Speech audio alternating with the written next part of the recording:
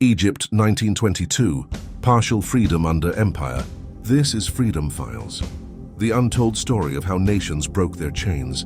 For centuries, Egypt stood as one of the oldest civilizations on Earth. A land of kings, pyramids, scholars, and trade routes that connected Africa, Asia, and Europe. But by the late 1800s, Egypt no longer belonged to itself. In 1882, British forces occupied Egypt under the excuse of protecting their financial and strategic interests, especially the Suez Canal, the vital artery of global trade between East and West. Officially, Egypt was still part of the Ottoman Empire. In reality, Britain ruled from behind the curtain. British officers controlled the army. British advisors influenced the government. British money controlled the economy. Egypt had a flag, a palace, and a king, but no power. And the Egyptian people knew it. As the 20th century approached, a new generation of Egyptians began to rise. They were educated, politically aware, and unwilling to accept that their ancient land should be ruled by foreign hands. Among them was a lawyer named Saad Zaghlul. He spoke not with weapons but with words. He organized not armies but people.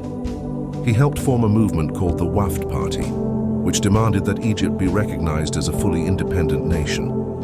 When Zaghlul and his supporters tried to present Egypt's case for independence to the international community after World War I, the British responded with force. In 1919, they arrested him. They exiled him and Egypt erupted. What followed became known as the Egyptian Revolution of 1919. Students flooded the streets of Cairo. Workers shut down railways and factories. Farmers blocked roads and sabotaged communication lines. Women marched in public for the first time in Egyptian history, veiled and unveiled, chanting for freedom. Muslims and Christians stood side by side. Rich and poor moved together.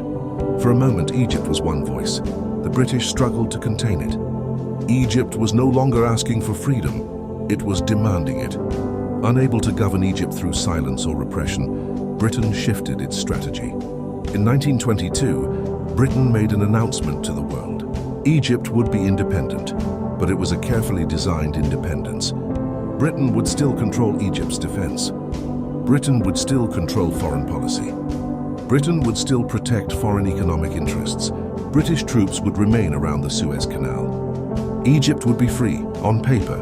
A new king, Fuad I, took the throne of a newly declared Kingdom of Egypt. A constitution followed. Elections were held, but behind every institution stood British influence. Egyptians felt both proud and uneasy. They had waited centuries to hear the word independent. But independence without sovereignty felt like freedom without air. The struggle did not end in 1922. It merely changed form. Over the next decades, resentment grew. Corruption spread. British control remained. The monarchy lost legitimacy. And in 1952, Egyptian army officers overthrew the king. In 1956, Egypt finally took control of the Suez Canal. Only then did the chains truly fall. Egypt's story teaches us something rare and painful. That freedom can be given in a way that still protects the giver.